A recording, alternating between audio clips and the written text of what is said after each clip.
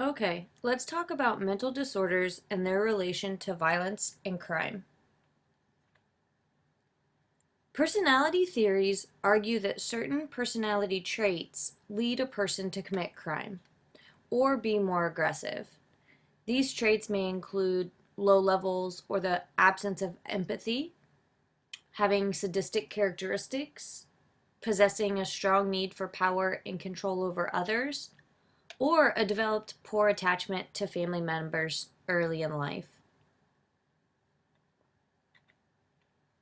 According to the most recent version of the Diagnostic and Statistical Manual for Mental Disorders, or the DSM-5, a personality disorder is described as an enduring pattern of inner experience and behavior that differs markedly from the expectations of the individual's culture, is pervasive and inflexible, has an onset in adolescence or early adulthood, is stable over time, and leads to distress or impairment.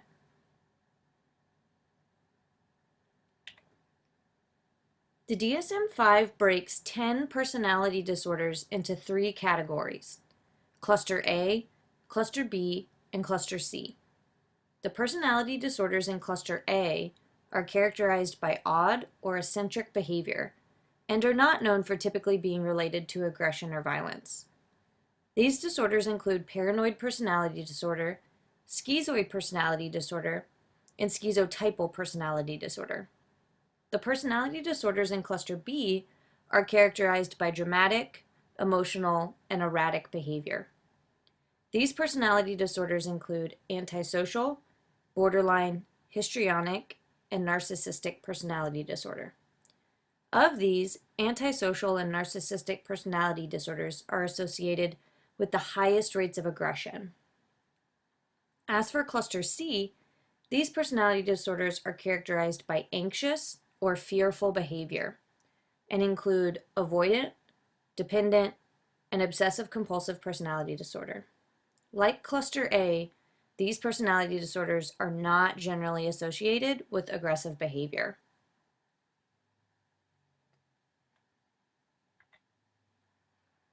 Let's take a closer look at antisocial personality disorder. According to the DSM-5, antisocial personality disorder is described as a pervasive pattern of disregard for and violation of the rights of others occurring since age 15, as indicated by 3 or more of the following: a failure to conform to social norms with respect to lawful behaviors, as indicated by repeatedly performing acts that are grounds for arrest; deception, as indicated by repeatedly lying, using aliases, or conning others for personal profit or just pleasure; impulsiveness or a failure to plan ahead; irritability and aggressiveness; reckless disregard for the safety of self or others; consistent irresponsibility, as indicated by repeated failure to sustain consistent work behavior or honor financial obligations; or a lack of remorse, as indicated by being indifferent to or rationalizing having hurt, mistreated, or stolen from another. While some of these behaviors must have been present by the age of 15, a person cannot be diagnosed with antisocial personality disorder until they are at least 18 years old. It is also important to note that one will most likely see a difference in presentation with someone who has antisocial PD and a high IQ and someone who has antisocial PD and a low IQ. For example, with people who have a high IQ, they are less likely to get themselves in trouble and tend to be more charming and manipulative. On the other hand, individuals with a low IQ will often have a long criminal history because they're not very good at staying out of trouble, and typically aren't too good at concealing their antisocial attitudes and beliefs.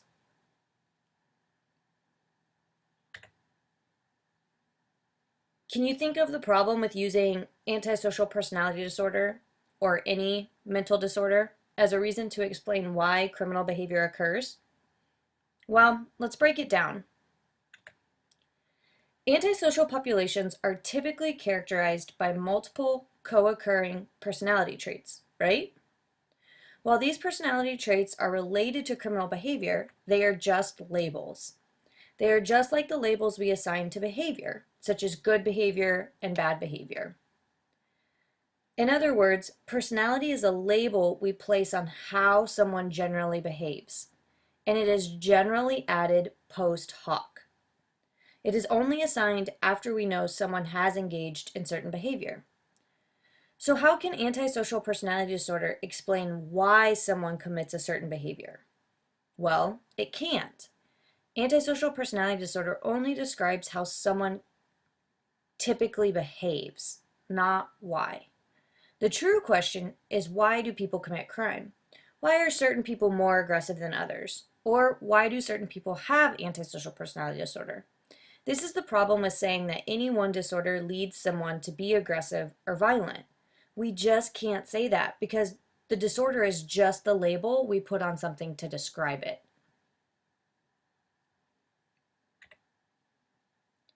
The terms antisocial, psychopath, and sociopath are generally used interchangeably.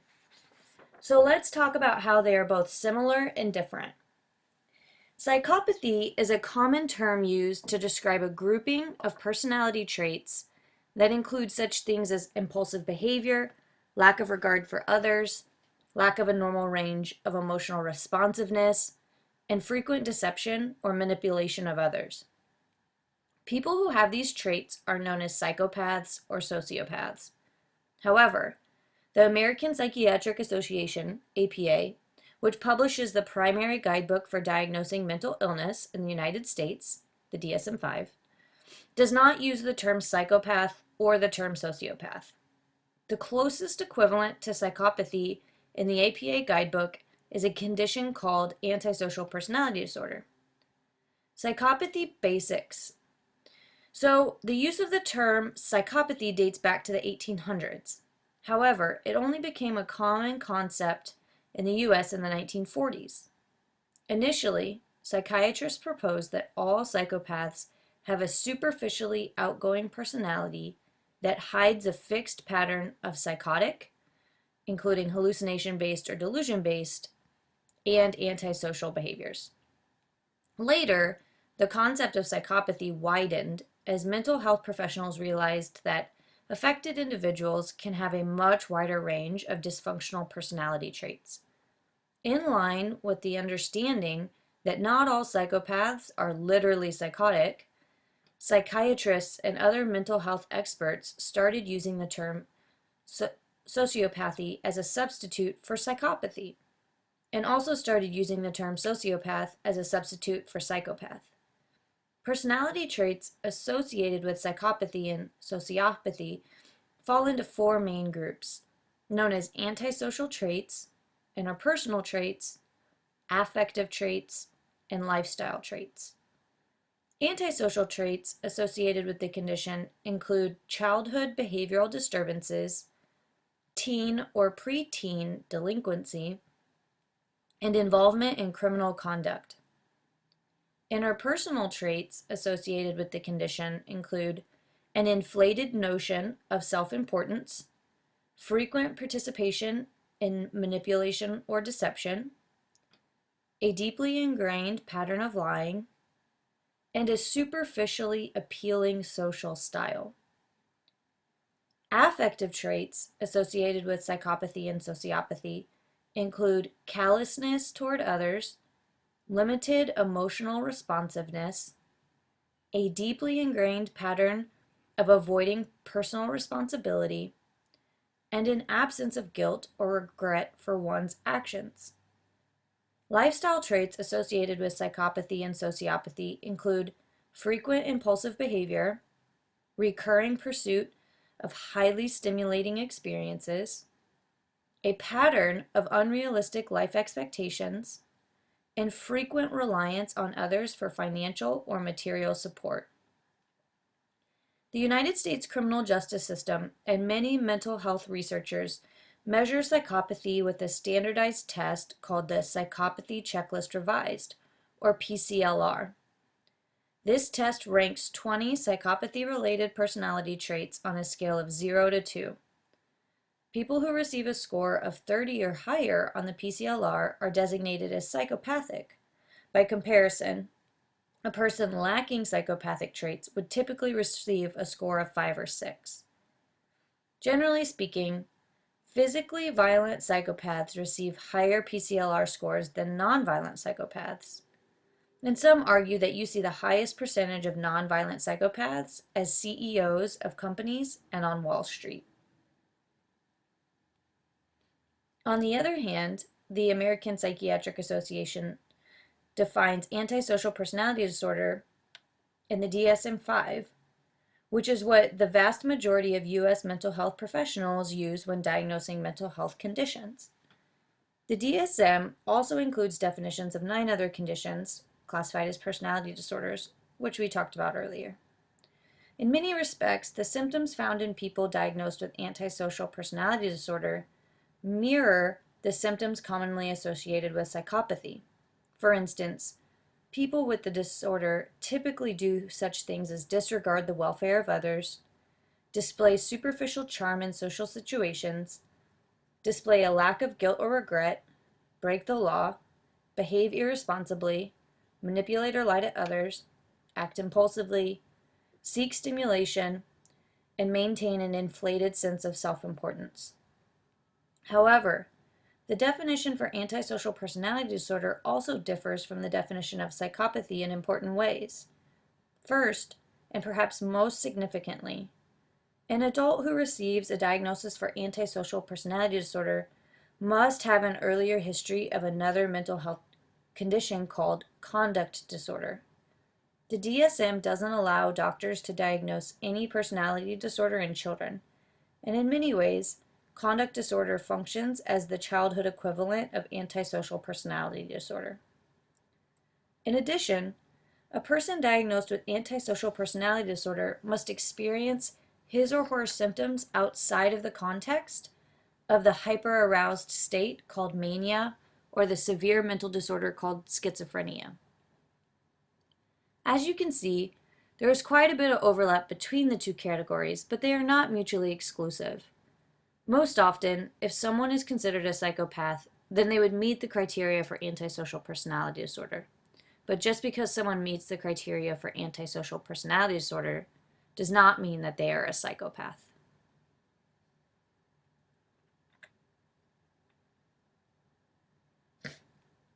Let's talk some more about psychopathy and some of the myths that surround it.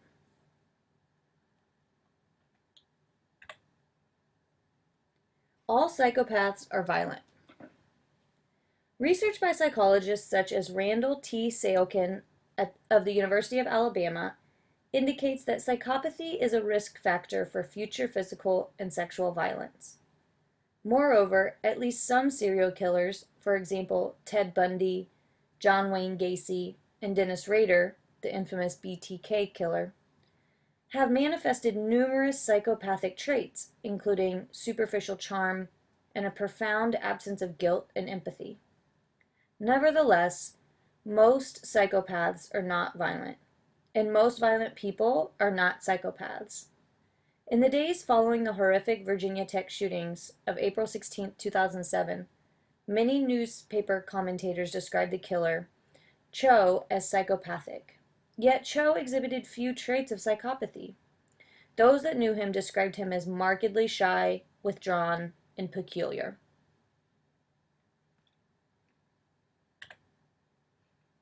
All psychopaths are psychotic. In contrast to people with psychotic disorders, such as schizophrenia, who often lose contact with reality, psychopaths are almost always rational. They are well aware that their ill-advised or illegal actions are wrong in the eyes of society, but shrug off these concerns with startling nonchalance. Some notorious serial killers referred to by the media as psychopathic, such as Charles Manson and David Berkowitz, have displayed pronounced measures of psychosis rather than psychopathy. For example, Manson claimed to be the reincarnation of Jesus Christ, and Berkowitz believed he was receiving commands from his neighbor Sam Carr's dog, hence his adopted nickname, Son of Sam. In contrast, psychopaths are rarely psychotic. Psychopathy is untreatable. In the popular HBO series The Sopranos, the therapist terminated psychotherapy with Tony Soprano because her friend and fellow psychologist persuaded her that Tony, whom Dr. Melfi concluded was a classic psychopath, was untreatable. Aside from the fact that Tony exhibited several behaviors that are decidedly non-psychopathic, such as his loyalty to his family and emotional attachment to a group of ducks that he had made his swimming pool their home, Dr. Melfi's pessimism may have been unwarranted. Although psychopaths are often unmotivated to seek treatment, research by psychologist Jennifer Scheme of the University of California, Irvine, and her colleagues suggest that psychopaths may benefit as much as non-psychopaths from psychological treatment. Even if the core personality traits of psychopaths are exceedingly difficult to change, their criminal behaviors may prove more amenable to treatment.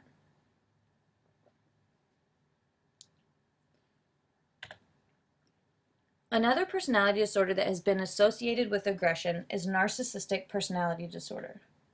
According to the DSM-5, narcissistic personality disorder is a pervasive pattern of grandiosity, either in fantasy or behavior, a need for admiration, and a lack of empathy beginning by early adulthood and present in a variety of contexts, is indicated by 5 or more of the following.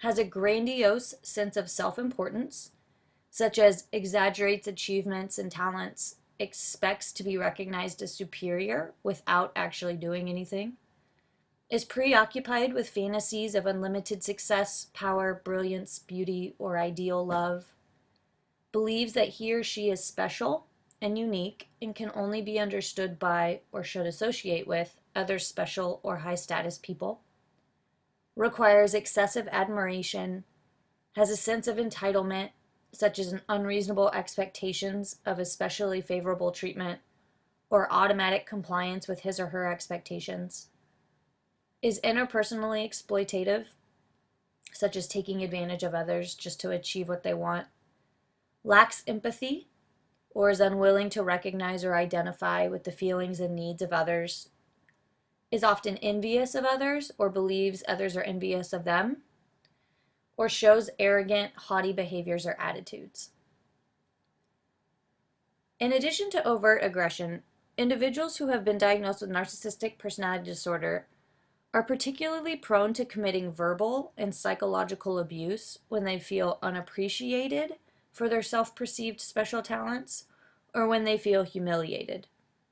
They also tend to be vindictive and exhibit paranoia. Can you think of a good place to find a narcissist? Well, one place is to look at the leaders of cults, such as Charles Manson or Jim Jones. So what about other mental disorders, such as schizophrenia and bipolar disorder? In a recent study of crimes committed by people with serious mental disorders, only 7.5% were directly related to symptoms of mental illness. Researchers analyzed 429 crimes committed by 143 offenders with 3 major types of mental illness and found that 3% of their crimes were directly related to symptoms of major depression, 4% to symptoms of schizophrenia disorders, and 10% to symptoms of bipolar disorder. The lead researcher in this study, published by the APA, Gillian Peterson, stated, "When we hear about crimes committed by people with mental illness, they tend to be big headline-making crimes, so they get stuck in people's heads.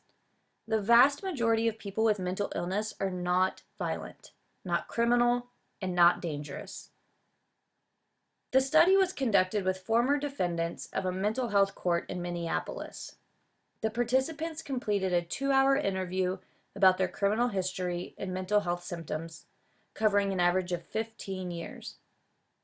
The study may be the first to analyze the connection between crime and mental illness symptoms for offenders over an extended period of their lives. The study didn't find any predictable patterns linking criminal conduct and mental illness symptoms over time.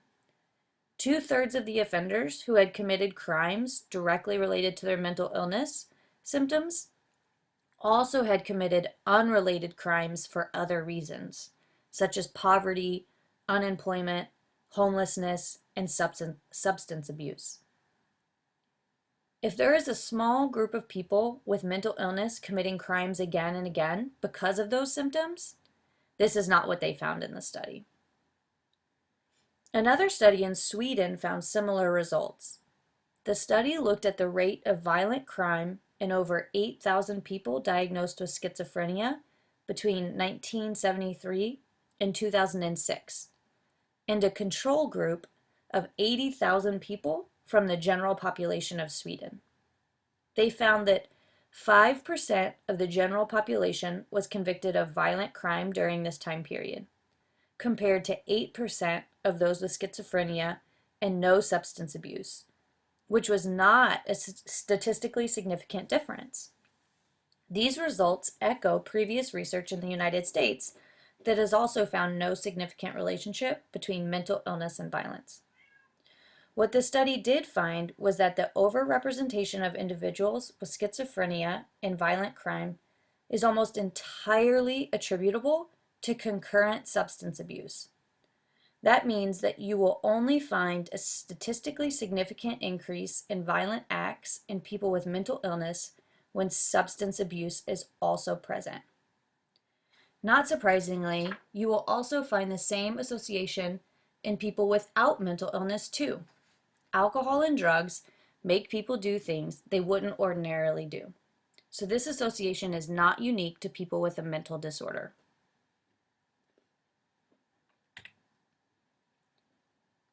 So as the previous slide highlighted, a significant contributor to violence is substance use.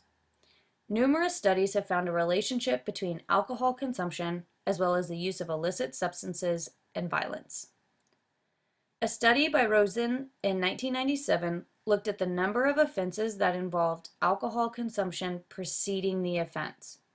He found the following: 86% of homicide offenders had been drinking prior to the offense, whereas they had been drinking in 37% of assaults, 60% of sexual acts, 57% of men had been drinking as opposed to 27% of women, and then 13% child abusers.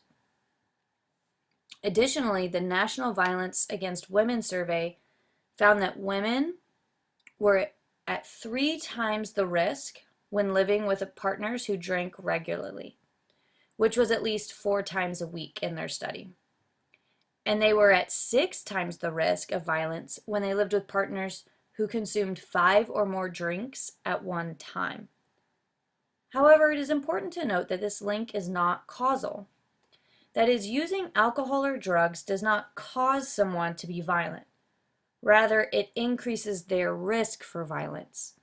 This may be because it decreases their ability to control their behavior or restrain impulsive behavior. Neuroimaging studies have started to also look at how chronic substance use alters structures in the brain, thereby further decreasing their risk to control their behavior. It's important to take a look at the demographic variables of violence. First, let's look at biological sex. Simply put, males commit more crime than females. The key question is why such a large gender difference exists. Some scholars attribute this difference to biological differences between the sexes, but most criminologists attribute it to sociological factors. One of these is gender role socialization. Despite greater recognition of gender roles, we continue to raise our boys to be assertive and aggressive, while we raise our girls to be gentle and nurturing. Such gender socialization has many effects, and one of these is a larger gender difference in criminal behavior. A second factor is opportunity. Studies find that parents watch their daughters more closely than they watch their sons, who are allowed to stay out later at night and thus have more opportunity to break the law. Age also makes a difference in criminal behavior. Offending rates are highest in the late teens and early 20s and decline thereafter. Accordingly, people in the 15 to 24 age range account for about 40% of all arrests, even though they comprise only about 14% of the population. Several factors seem to account for this pattern. First, peer relationships matter more during this time of one's life than later, and peers are also more likely during this period than later to be offenders themselves. For both reasons, our peer relationships during our teens and early 20s are more likely than those in our later years to draw us into crime. Second, adolescents and young adults are more likely than older adults to lack full-time jobs. For this reason, they are more likely to need money and thus to commit offenses to obtain money and other possessions. Third, as we age out of our early 20s, our ties to conventional society increase. Many people marry, have children, and begin full-time employment, though not necessarily in that order. These events and bonds increase our stakes in conformity, to use some social science jargon, and thus reduce our desire to break the law. As for other factors, research is mixed. There does not seem to be a correlation between living in poverty, living in urban areas, and limited education to violence. However, as stated before, there are a lot of intervening factors that can impact this relationship. As for race, we could spend an entire course talking about how race interacts with our legal system. With regard to race's impact on violence, there appear to be too many moderating variables to make any significant conclusions. Overall, minorities appear to be overrepresented in our prisons and jails, but do not necessarily have higher rates of violence within each minority group. Additionally, intra-racial crime, or crime committed against one's own race, tends to be higher than interracial crime, that is, crime committed by one race against a member of another race. I recommend that you take a look at crime statistics on these links, as well as listen to this TED Talk on inequality in the legal system.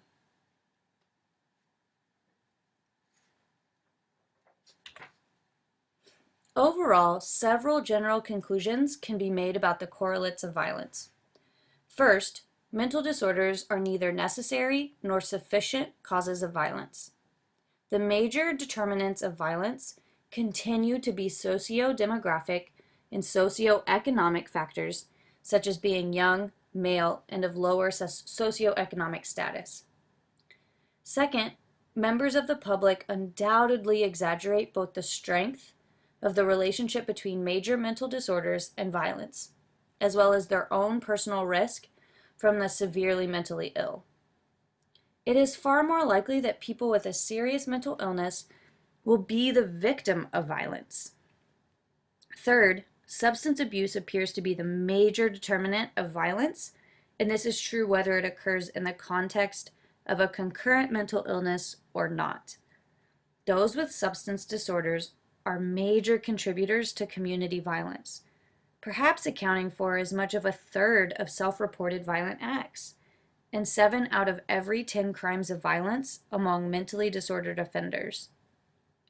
Finally, too much past research has focused on the person with the mental illness rather than the nature of the social interchange that led up to the violence. Consequently, we know much less than we should about the nature of these relationships and the contextual determinants of violence, and much less than we should about opportunities for primary prevention.